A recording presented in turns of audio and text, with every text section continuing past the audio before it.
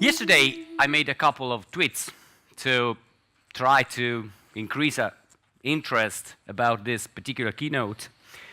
And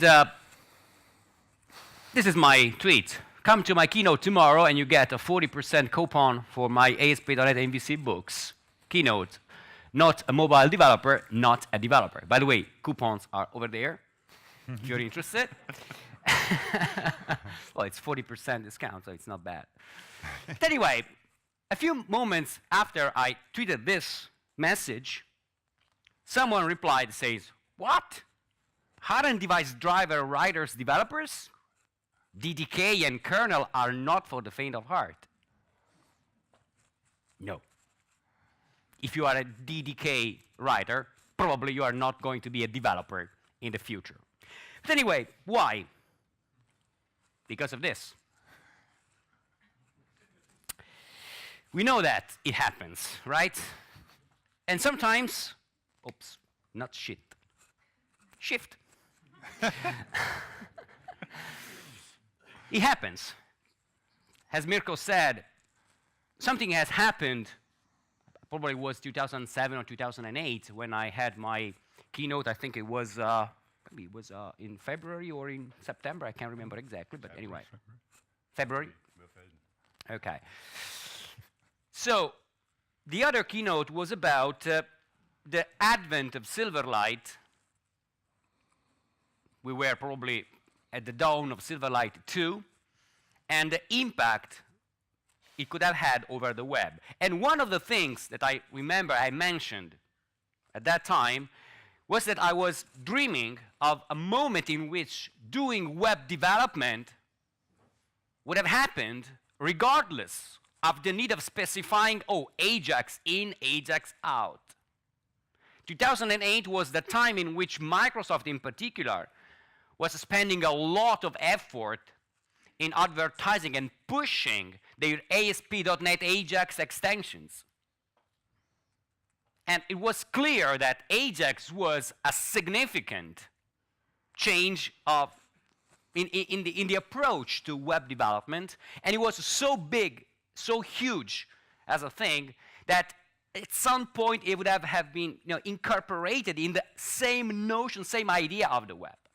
Something similar, another paradigm shift is happening these days, and we probably will realize the effect of this in, I would say, a couple of years, maybe earlier.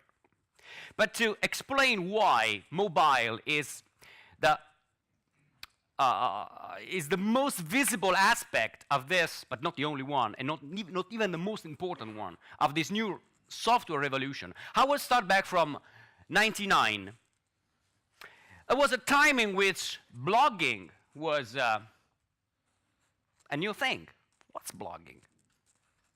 And also Google was in beta. Can you imagine there was a time in which Google was in beta?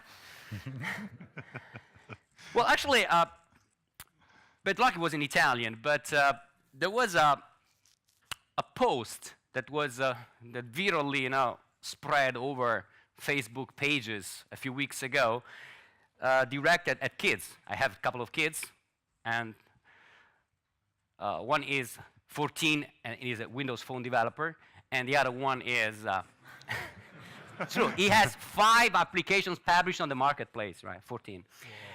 And my daughter is 11. So I'm in the middle of the Facebook storm.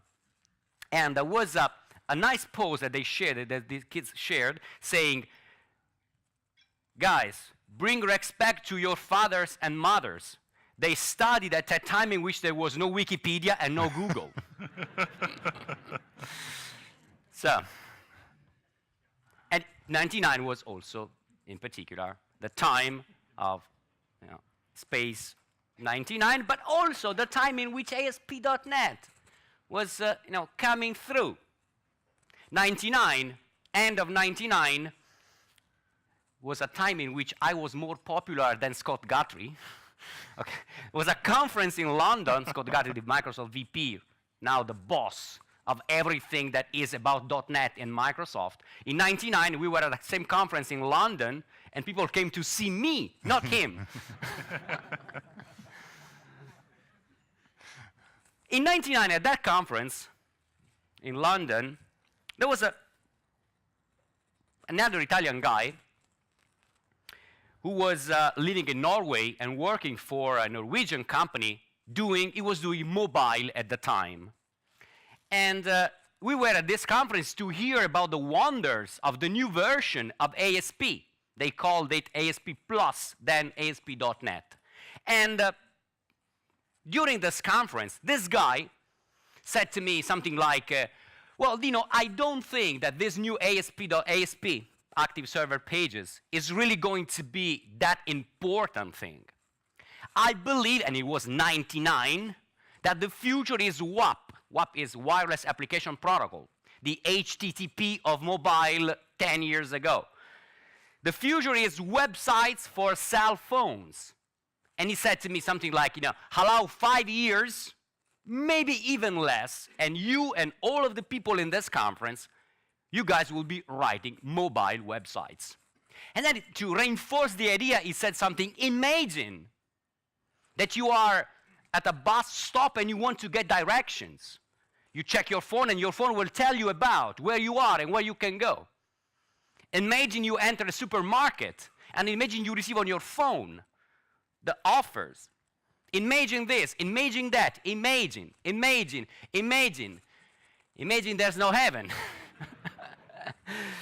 It says if you try, no doubt below us. So what was my reply? So imagine, yes, yeah, imagine, no doubt below us. And above us, only cloud, we would say today. And just to go on with the imagine, the geek version of imagine all the people coding for today, and then the refrain, you may say, I'm a dreamer, but I'm not the only one. This is what John Lennon said, but I said, I would say you're, my friend, you are a dreamer, and for sure you are the only one, because mobile is not going to happen. Meanwhile, starting from 99, we had, yes, wireless markup language, the HTML of mobiles 10 years ago. We had, yes, the WAP, the Wireless Application Protocol, the HTTP. We had then later on compact HTML. We had XHTML for mobile. We had from Microsoft mobile server controls. I played also a bit with OpenWave emulators to check the behavior of Microsoft server controls on a variety of mobile phones. Then we had the Symbian explosion. We had, meanwhile, a lot of cell phones until this one appeared in the summer of 2007, Mr. iPhone. This has changed something important. I will have a new book out in a few weeks, and I start the book by saying the new era of mobile started in the summer of 2007, precisely when Apple released this boy here, the first iPhone. So, summarizing, 99, when I first heard about mobile being something big. And when I realized that there were people, and specifically in Norway, in the north of Europe, Norway and Sweden in particular, there were a lot of people doing a lot of great work already more than 10 years ago, 15 years ago on mobile. 2007 is when Apple released the first iPhone. July 10, 2008, what's this? It's when the App Store opened to the public, giving people, developers, a way to publish their own custom applications publicly. January 16, 2010, what's this? Oh, it's when I realized about iPhone programming. I was in London again, and I was giving a class, a private class to a company about architecture and design, and during one of the breaks, the chief architect approached me and said, do you do any iPhone development? What? iPhone? iPhone maybe? Oh, Apple. Oh, yeah. Oh, yeah. iPhone development. Yes, sure. iPhone. What's iPhone development? How is it done? iPhone Objective C. But I mean, I spent a life on Windows SDK, programming the. It was the 80s. It was the 90s.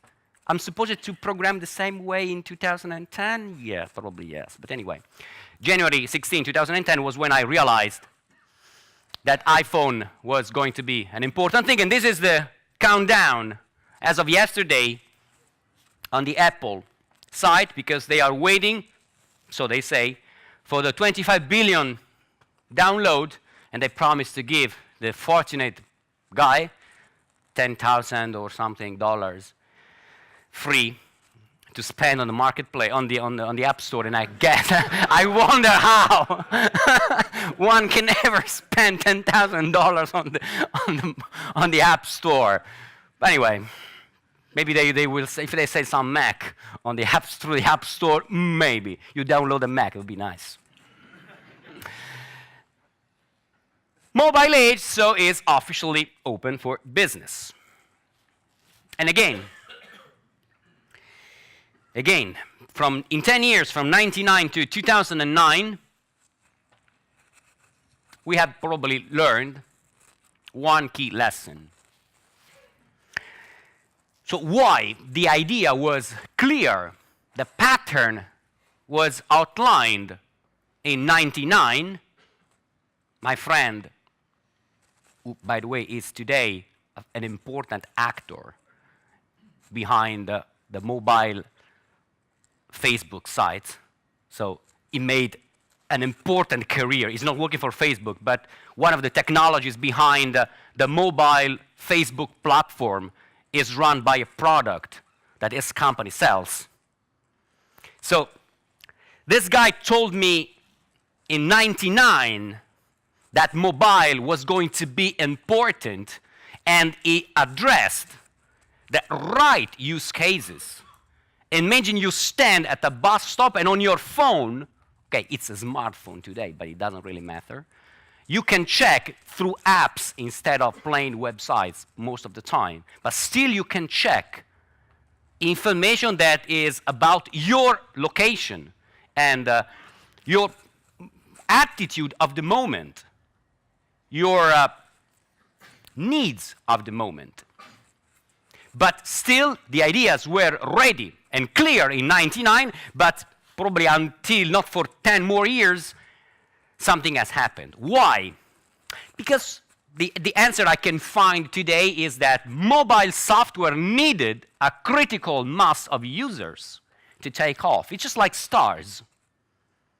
They need to be, large enough to trigger nuclear chain reactions that light them up. So if the moon is not as a small mass to be a star, okay, I don't want to go into astrophysics or something, but probably the critical mass is a concept that in physics as well as in the economy makes a lot of sense. And mobile software needed probably a critical mass of users to become a new revolution. The overall promise of mobile was, in 99 as today, anytime, anywhere, any place, and also anyhow. In some way, you will be able to. So it has been anyhow for most of the years in between 99 and 2009. Probably now it will really be anytime, anywhere, any place, if we program the right way. But anytime, anywhere, any place, anyhow, sounds not completely new. Where did I hear this?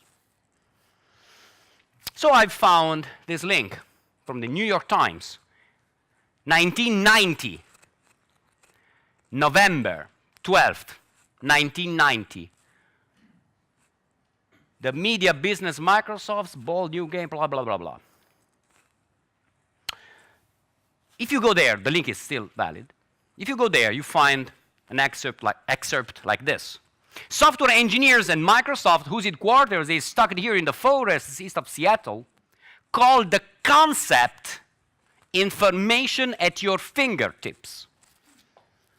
Simply put, their idea is that the data typically needed in business, school, or any endeavor should be instantly accessible from a desktop personal computer. But this was 19.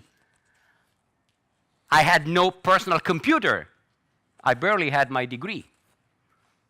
November 1990. So if we just change the final few words from a desktop personal computer to whatever the computer will evolve to, or just we drop desktop there and change computer to device, the same idea developed by Bill Gates in 90 and reinforced in his Comdex 94 keynote is still valid. And also here are a few sentences excerpted by this video. Next era we're moving into, and it was 94. It was Windows for Workgroup, Windows 3.1, and not even Windows 95, yeah, because it was far away. It was in beta, Windows 95, I remember, in 94, in the fall of 94. Changes in the context of how we communicate, organize, run business. Again, nothing new. But again, 90, 94, 99, same ideas reiterated, but until Steve Jobs brought iPhone to the masses, nothing has really happened. So since the 90s, we know that we would have liked to have information at fingertips, but we never had until now information at our fingertips. What we had at most was information at hand. Not bad enough, but not the same thing. And not by chance, this is a keyboard. This is a smartphone. Hand, fingertips, devices. Keyboard bound to a PC. A smartphone bound to a personal use. Using fingertips instead of the entire hand and hopefully both hands. It's been a long way. 10 years. Normally I call 5 years of technology changes as the equivalent of a geological era. 10 years is a lot of time. So it's been a long way, but today, mobile investments are critical for the future of companies. So it's not an extra, it's a critical change. And this covers the entire spectrum of the industry.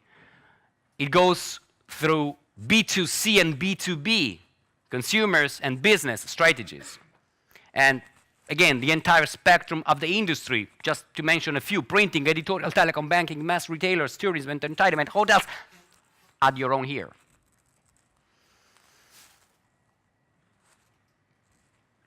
Bill Gates and Steve Jobs. Again, you may like them or not, but these you guys have really done something to change our lives, regardless. The idea, the original idea, can be tracked back to Bill Gates, but it was Steve Jobs and iPhone who made it happen. But why the iPhone again? And I think that it can be summarized by saying that the software is the effect. It is not the cause of the mobile phenomenon.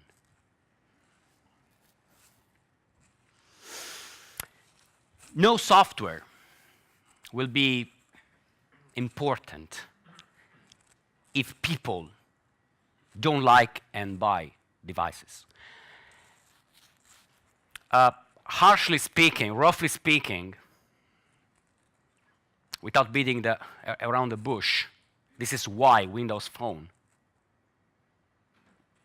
had a hard time in the beginning, until Nokia came, releasing the beautiful new devices. Why? Because probably my personal vision of things, software is the effect. Software is not the cause. People don't buy devices because they can run nice applications. They buy devices first. They like devices. They get to use devices, more and more they realize how devices can change their lifestyle. And when this has happened, then people enjoy to have nice applications on their devices. And this is when and where software comes into play. So software is not availability of nice applications. Having Visual Studio Express for Windows Phone, an example, is not the point. And in fact, hundreds of thousands of applications have been written using Objective-C, which is horrible compared to, I mean, okay, again, a personal opinion, I know. How many Apple developers are here? I mean, having powerful tools for writing software, having a nice Metro UI means nothing if people don't buy devices.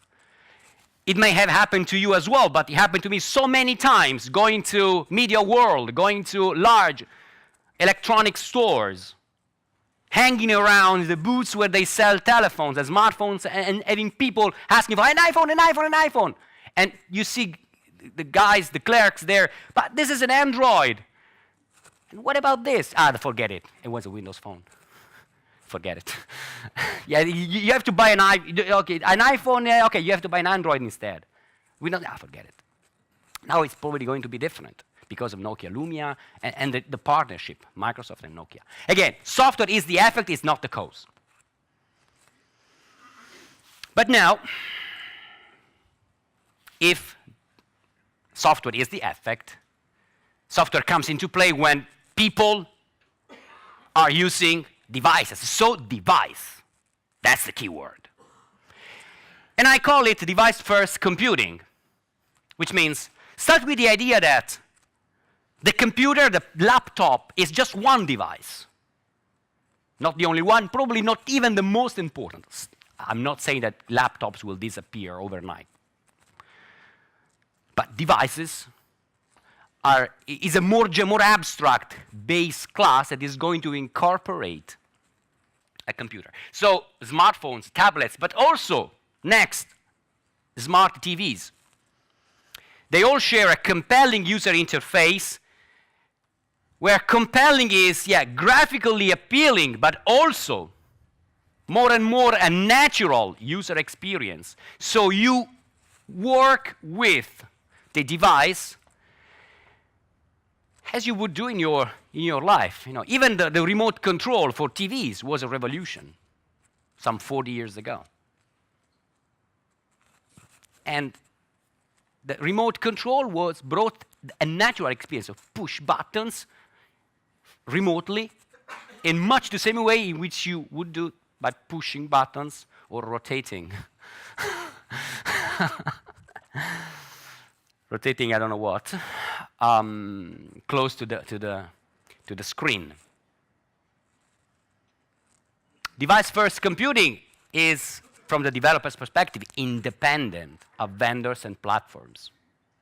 So being a mobile developer, being a mobile architect, planning applications for devices means not being bound to a particular vendor, even if it's as big as Apple or Microsoft or Google.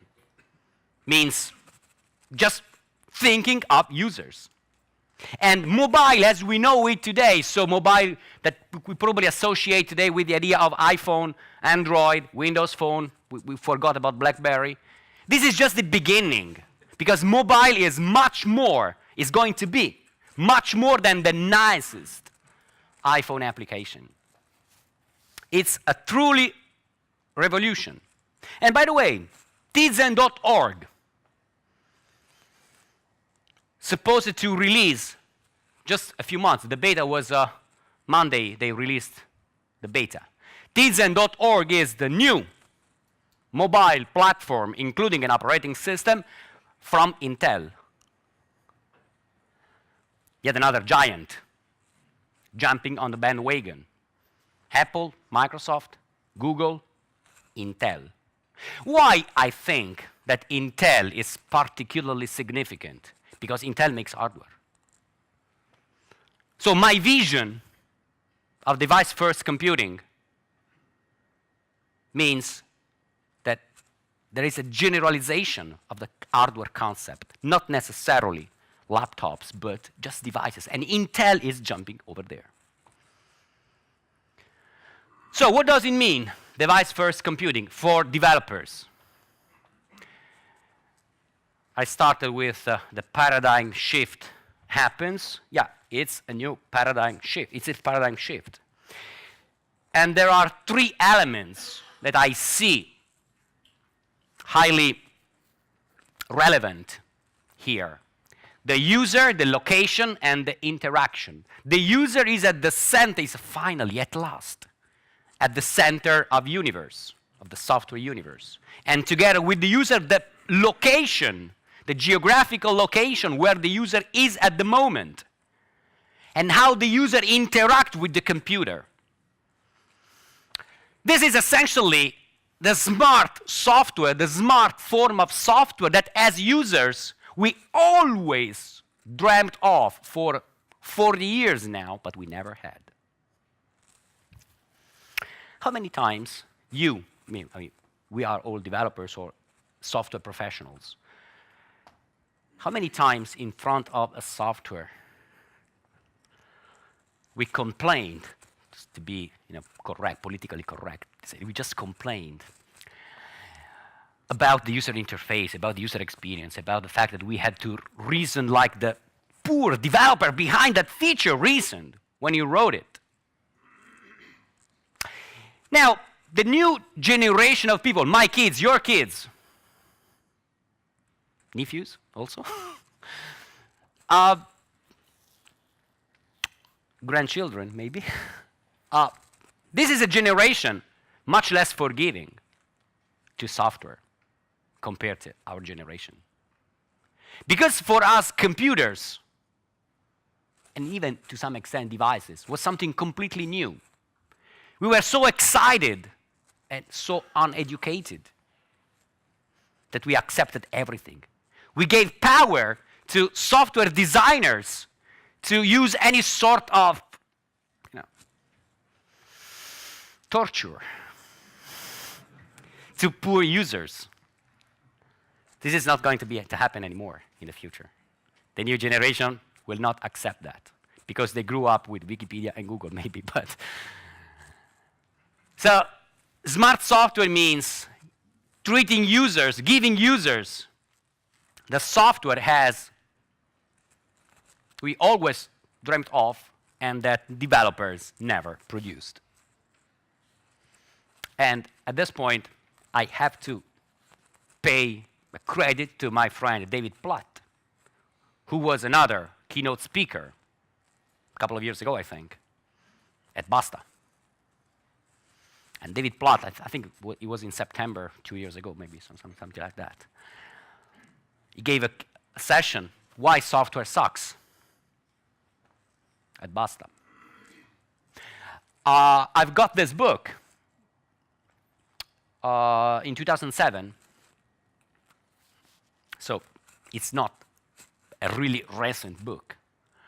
But there are chapters here where it goes deep in explaining why software sucks. It doesn't say much, my friend David, about what we can do about it to make software smarter and better. But it's absolutely right in pointing out what's wrong with most software applications and the current software development, the current paradigm that most software applications use when they talk to users. This has to change. So what we can do now, and from now on, about making software that doesn't suck. Software has to be centered on the user and thinking, reasoning about where the user is, what the user likes. Okay, where the user is, essentially geolocation. Now, geolocation doesn't apply to every possible feature you may have in your software.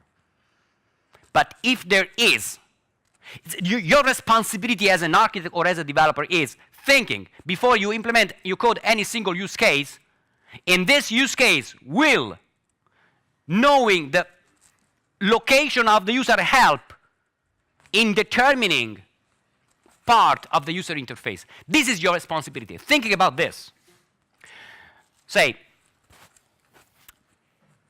if you have to present your users a form where the user is expected to type the name of a city, think about what could be a nice way to save the user entering the name there. Depending on what the form is about, but say, if your form serves to request information about directions, use GPS and find out about the city where the user is currently. So the user doesn't have to type necessarily the city. If you are writing an application like the latest Windows Phone app that I wrote myself, that essentially allows you to send postcards, to take pictures and send postcards. You have to type an address, and there's not much you can do to guess, okay, the address of the friend that the user wants to send a picture to. But at some point in the address, you have to pick up, indicate the country. Well, you can probably try to guess the country by looking at the locale for the phone. If the locale is Germany, geolocation doesn't help because I could be in Africa and still willing to take a picture with my app and send it as a postcard to my friend in Germany. So geolocation tells you are in Africa, but it doesn't say much significantly about where I want to send the postcard. A much better clue is the locale of the phone. So if my phone is set to use the German language, probably Germany would be a better guess for suggesting the country.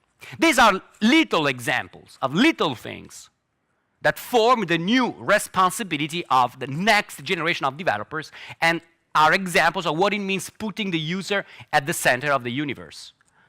What the user likes, which means using cookies or local storage or whatever, tracking what the user does, guessing from the usage what the user likes to do, providing a lot of settings, and use that information to maybe dynamically adjust the user interface.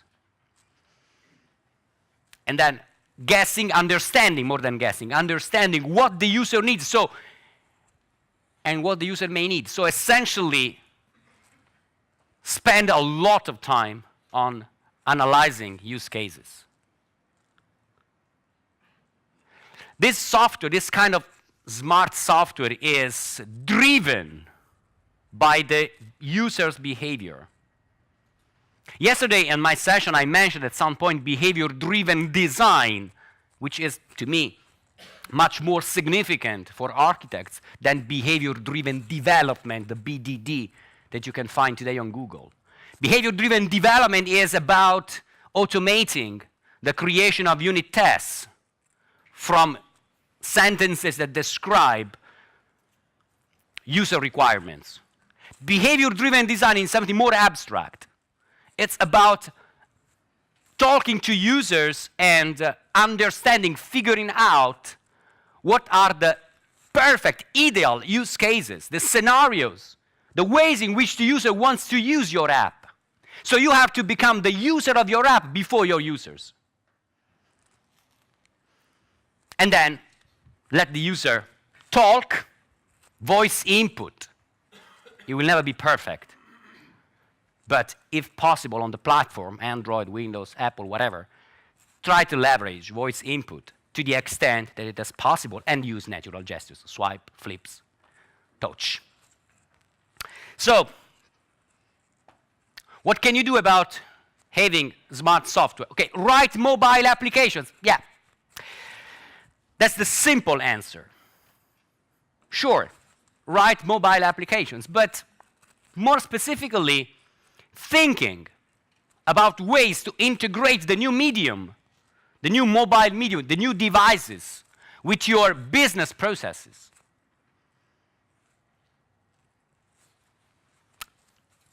It's not a completely new story. Late 90s,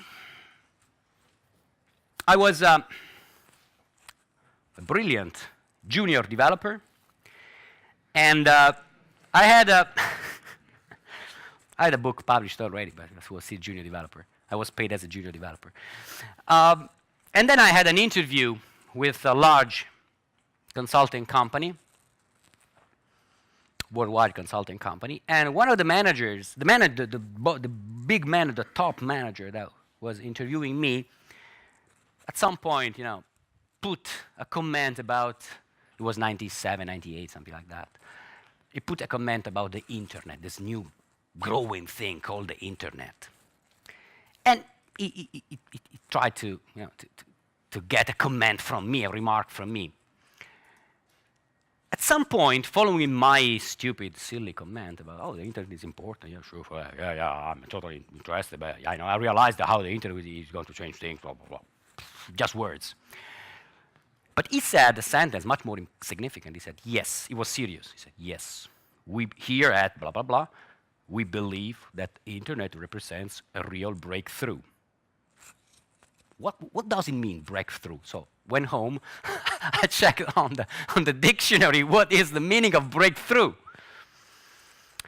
And I figured out that it was essentially a scenario that opens up new ways of doing things that were impractical or impossible before. Yeah, he was right. The internet in the late 90s past the internet bubble of 2000,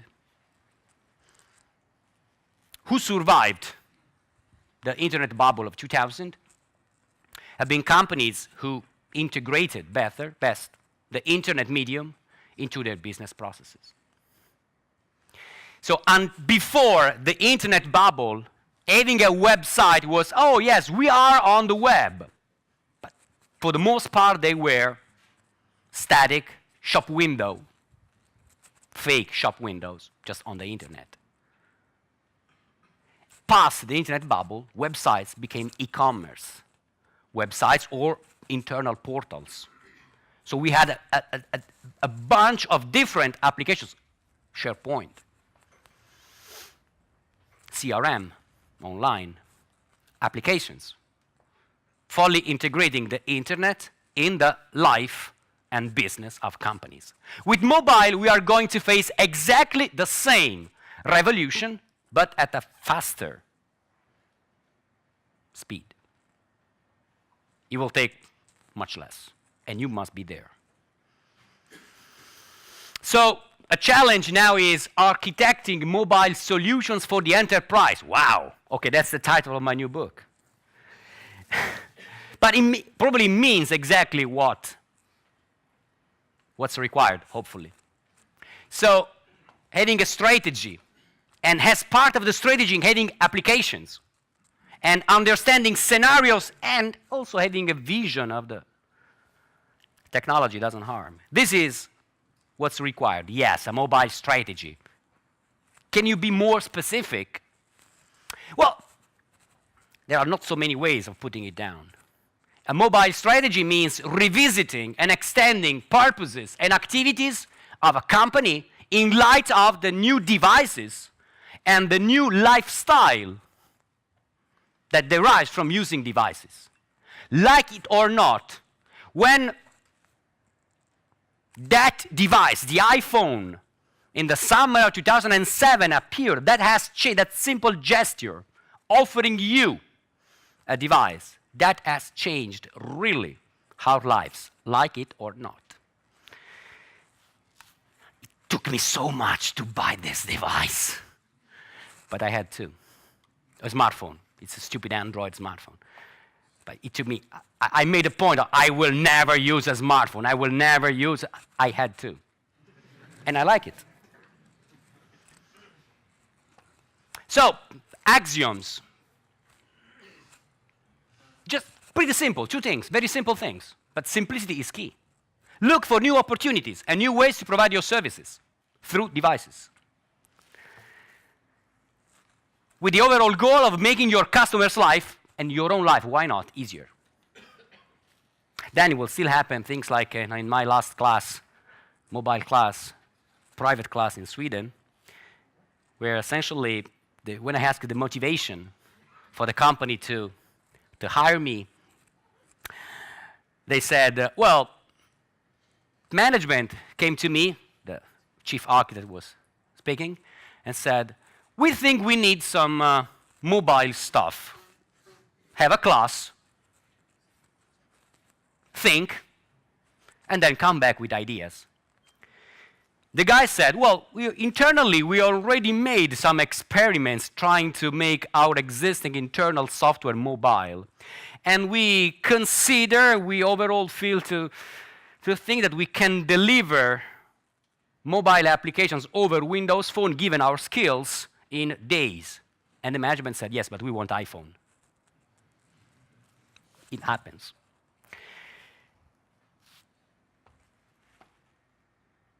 So, when it comes to mobile applications and implementing a mobile strategy, yes, starting from ideas and processes, you can typically go through 3 main routes: a mobile site, a bunch of native applications for a variety of operating systems, hybrid applications like phone gap applications,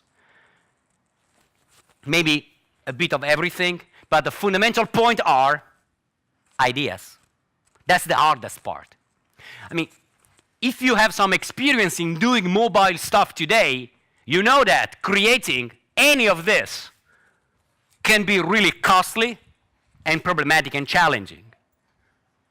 But trust me, it is nothing compared to the effort, to the real cost. What's really hard is finding great business-oriented ideas and revisiting processes in light of mobile and devices.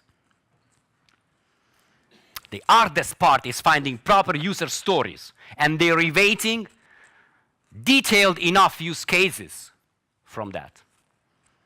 A mobile site, for example. I see in the industry, especially in the Microsoft-oriented segment of the industry, a growing sentiment that building a mobile site is trivial. Just take ASP.NET, ASP.NET MVC4 will give you, a free mobile template. There's much more. Much, much more than this. A mobile site is a small thing. It's probably 20, 25% in terms of quantity of the functionalities you normally have on a desktop website. But the selection is critical. Because the mobile site is how the user interacts with your company over the phone in not probably comfortably sitting on a chair, maybe on the go, maybe in a hurry, maybe with flaky connectivity. You must be able to go straight to the point, offering 3, 4, 5, no more than just a few functions, effectively, as quick as possible, and easy to reach. Go to the point, and abstracting, the hardest part is finding proper user stories. The user story is, Bob, as a user of the system, needs to do this, this, this, this, and this. Okay, this, and this. Finding actions and proper user stories, and then transforming user stories in something more detailed, more architecturally relevant, like use cases. When implementing a mobile strategy, things don't have to happen in one day. So Facebook was not built in a day, like Rome. In fact, they built Rome in 2,000 years, and it's still there, still the same. So, increment is a key concept. I feel to suggest a Scrum-like model. You have a solution backlog with all of the things you need to do. We need a mobile site, we need an iPhone app because we track it down that a large share of our users are using iPhone. We need to have Android because of this, blah, blah, blah, blah. Whatever you have a backlog with all of the things, the list, the shopping list of the things that must be created, websites, backends, services, applications, whatever. And then you, sprint after sprint, you incrementally build your offering.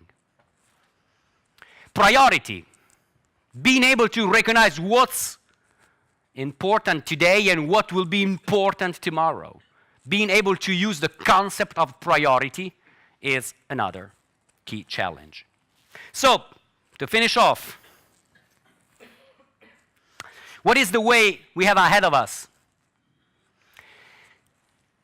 Smart software, device computing, regardless of the name we want to use, it's nothing really new. But, on the other hand, the concept of information at your fingertips is an old concept. Still the same old stuff. But we never wrote software like that. We only had the idea. We had Bill Gates sharing the idea. We had Steve Jobs starting, the revolution with the iPhone. But now the rest, transforming the world or making mobile part of the world, integrating devices in our lives is our own effort, because Steve Jobs, is dead. Bill Gates, still there. But they are two guys, There are billion people and million developers all over the world who will write applications. We never wrote software like the software we're called to write now. And my guess, my final message, is that this is the only type of software we may be called to write in the next years. These are my 2 cents. And if you liked it, please tweet it. Thank you.